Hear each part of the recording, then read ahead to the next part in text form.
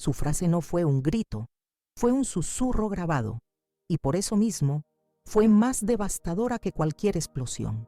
Papeles de colores, eso fue lo que dijo. La obra de toda una vida, el alma de mi hija impresa en lienzo, reducida a papeles de colores que nos comprarán el paraíso. Yo estaba sentada en el piso del estudio de Clara. El olor a trementina y aceite de linaza, que siempre me trajo consuelo, ahora parecía el perfume de un funeral. Su tablet, que encendí por casualidad en busca de un recuerdo de una foto, de lo que fuera, se convirtió en un arma apuntada a mi pecho.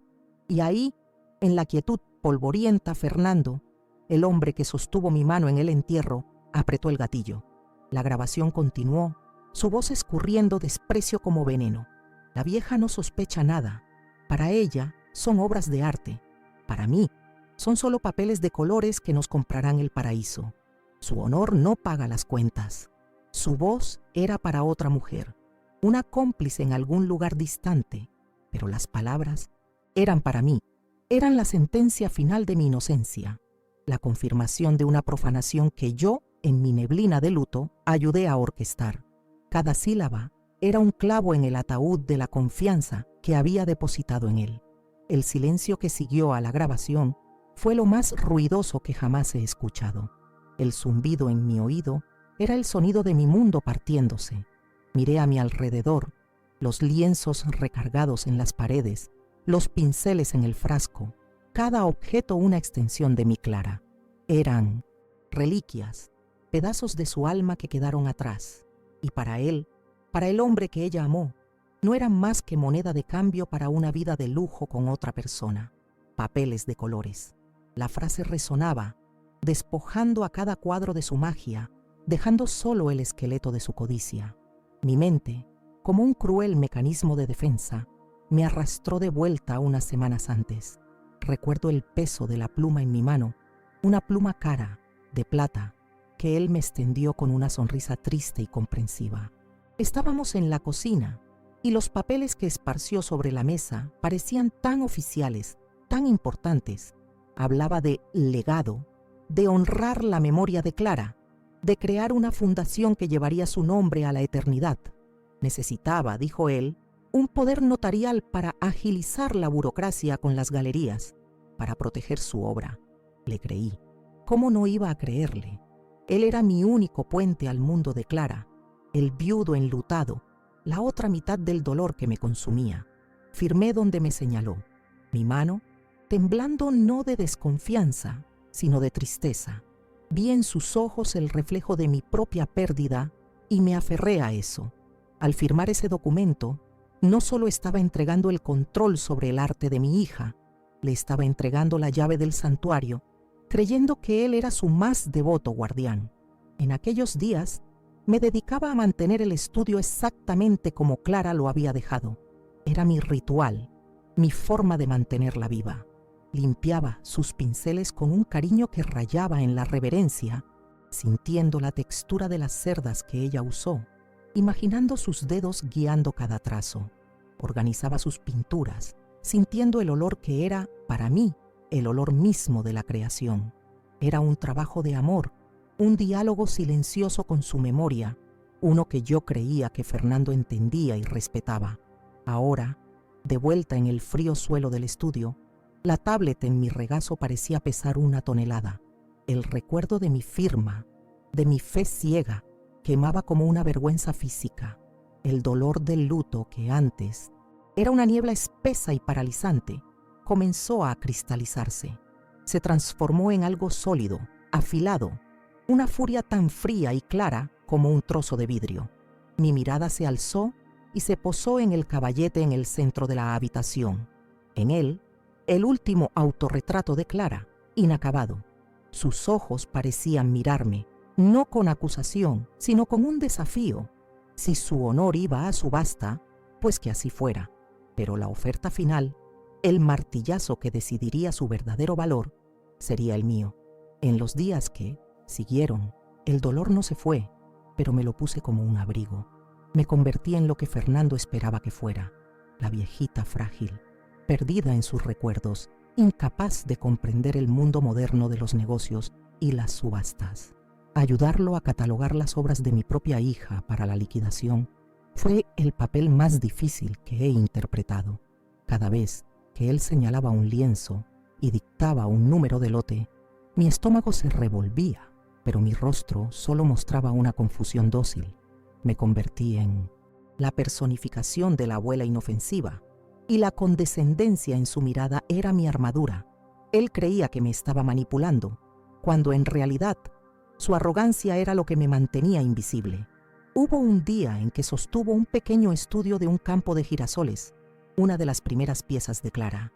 «Este no vale mucho, pero ayuda a dar volumen al lote», dijo, con aire de experto. Me acerqué, toqué el marco con la punta de los dedos y dije, con la voz quebrada en la medida justa: «Recuerdo el día que pintó Fernando. Pasó toda la tarde riendo con el sol en la cara. ¿Estás seguro de que debemos venderlo?». Él me dio una palmadita paternalista en el hombro. «Isabel, tenemos que ser prácticos. Es para honrar su nombre». No vio la llama que se encendió detrás de mis ojos. Solo vio a la viuda sentimental, un obstáculo fácil de sortear. La primera pieza de mi contraataque no fue una acción, sino una llamada. Marqué el número de Miguel, el mejor amigo de la infancia de Steve. Clara. Miguel era más que un abogado de renombre. Era una fortaleza de integridad, un hombre que había construido su carrera con la misma pasión y honestidad con la que Clara pintaba sus cuadros. Concertar un encuentro secreto, usar un teléfono público para no dejar rastro, todo aquello parecía salido de una película, pero el miedo que sentía era menor que la determinación. Ya no estaba sola en mi dolor, estaba a punto de reclutar al primer soldado para mi guerra. Nos encontramos en una cafetería modesta, lejos de los barrios que Fernando frecuentaba. Puse la tablet de Clara sobre la mesa entre nosotros, el aparato frío contrastando con el calor de las tazas de café. No necesité decir mucho, solo le di al play. Vi el rostro de Miguel pasar de la preocupación educada a la incredulidad y luego a una furia helada que reflejaba la mía. Cuando la voz de Fernando terminó de profanar el silencio de la cafetería, Miguel cerró los ojos por un instante. No solo estaba escuchando la confesión de un crimen, estaba escuchando la traición a una amistad, a una hermana del alma que él también había perdido. «Ese desgraciado», susurró, la palabra cargada de un peso que me dio fuerzas. A partir de ese momento, se convirtió en mi general. Examinó el poder notarial que firmé con tanta ingenuidad y, para mi alivio, encontró el resquicio legal. Fernando tenía el poder de vender, pero el poder no especificaba los términos de la venta ni el destino final de las ganancias de forma incuestionable. Era un resquicio pequeño, pero para un abogado como Miguel era un portal. El plan comenzó a tomar forma allí mismo, en servilletas de papel. No íbamos a impedir la subasta, íbamos a usarla. La ejecución exigió de mí una frialdad que no sabía que poseía. Primero, siguiendo las instrucciones de Miguel, usé todos los ahorros de una vida, el dinero que mi difunto esposo y yo guardamos para una vejez tranquila, para abrir una cuenta. El nombre del titular no era Isabel, sino Fundación Clara, la verdadera fundación, registrada discretamente por Miguel esa misma semana, conmigo como única directora. Vender mi pequeño departamento, el lugar donde crié a mi hija, fue el siguiente paso. Fue un sacrificio silencioso, un intercambio de ladrillos y memorias por algo mucho más grande: justicia. Con los fondos depositados, el siguiente paso fue convertirme en una sombra digital. Miguel me ayudó a crear un perfil de postor en línea, anónimo, protegido por capas de seguridad. El nombre del postor era, poéticamente, el nombre de la fundación. No necesitaba comprar todas las obras. La codicia de Fernando haría que se sintiera feliz con las ofertas de extraños. Mi objetivo era uno solo: la pieza final, la más importante, la obra que él, en su prisa por borrar a Clara, había subestimado no por su valor monetario, sino por su valor simbólico: el autorretrato inacabado. La última mirada. La tensión casi me traicionó una semana antes de la subasta. Fernando me visitó, sus zapatos caros haciendo un ruido extraño en el piso vacío de mi departamento recién vendido. Miró a su alrededor, una falsa preocupación en su rostro. «Isabel, ¿qué es todo esto? ¿Dónde están tus cosas?» La respiración se me atoró en la garganta por un segundo. Mantuve la voz temblorosa, la mirada perdida. «Ah, Fernando, los médicos. Inventé una enfermedad degenerativa, un tratamiento carísimo en una clínica en Suiza. Es lo mejor, dicen. Quiero hacerlo mientras todavía tengo algo de claridad». La mentira fue tan amarga, pero su reacción fue la confirmación que necesitaba. Un brillo fugaz de alivio pasó por sus ojos. Yo ya no era un problema que administrar, era un gasto que se estaba cuidando solo. Me abrazó, diciendo que era valiente, y sentí el frío de un sepulturero midiendo un ataúd. La noche de la subasta llegó. Yo no estaba en el opulento salón, en medio del tintineo de copas de champán y conversaciones frívolas. Estaba en la austera oficina de Miguel, sentada frente a una laptop, el único sonido siendo el de mi propia respiración controlada. En la pantalla lo veía todo: la decoración extravagante, los rostros de la élite cultural y financiera, todos allí para consumir pedazos de mi hija. Era un espectáculo grotesco, una celebración de la muerte disfrazada de apreciación del arte. Cada oferta por un cuadro era como un buitre picoteando un recuerdo. Y en el centro de todo, en el escenario, estaba Fernando, absorbiendo la atención como un rey. Tomó el micrófono para su discurso. Las palabras eran perfectas, ensayadas para arrancar lágrimas. Habló del amor de su vida, de la luz que se apagó demasiado pronto, de su deber sagrado de compartir el don de Clara con el mundo. Miraba al techo, como si hablara con ella. Cada frase era una mentira pulida, una profanación televisada. Mientras el público aplaudía, conmovido por la actuación del viudo devoto, yo solo observaba, mi corazón latiendo con la precisión fría de un reloj, esperando el momento adecuado. Su hipocresía era el combustible final para mi valentía. Entonces llegó el momento. El subastador anunció el último lote de la noche, el número 117. Y ahora, la joya de esta colección, la obra más íntima, el trabajo final, titulado La última mirada. La imagen del autorretrato inacabado de Clara llenó la pantalla gigante detrás de Fernando. Las ofertas comenzaron, subiendo rápido. Observé, inmóvil, mientras los números crecían. 200.000, 300, 500. El rostro de Fernando brillaba de euforia, un sudor de pura codicia en su frente. El subastador estaba a punto de golpear el martillo. A la 1, a las 2. Fue cuando mi mano, firme, hizo clic en el ratón. En la pantalla de la subasta apareció una nueva oferta. Una cifra tan absurda que un silencio de asombro cayó sobre el salón. El subastador tartamudeó. Fernando miró la pantalla, sus ojos desorbitados en puro éxtasis. El martillo golpeó. «Vendido». El subastador sonrió, recomponiéndose. «Vendido por una cifra récord. Y el comprador, que ha insistido en identificarse, es...». Hubo una pausa dramática, el tipo de suspenso que a Fernando le encantaba. Entonces, en la pantalla, en letras mayúsculas e inequívocas, surgió el nombre, reemplazando la imagen de mi hija, la verdadera Fundación Clara. Un murmullo confuso recorrió a la audiencia. Vi la sonrisa de Fernando congelarse, el color desaparecer de su rostro. La euforia se transformó en confusión, y la confusión en pánico. Visible, miró a los lados, buscando una explicación que no existía. Antes de que pudiera articular una palabra, las luces del escenario cambiaron, y Miguel subió los escalones, tranquilo e imponente. Tomó el micrófono de la mano temblorosa del subastador. En nombre de la Fundación Clara y de su única directora, la señora Isabel, dijo, su voz resonando con autoridad: «Les informo que todas las ganancias de esta subasta serán auditadas e íntegramente revertidas a los programas de la Fundación.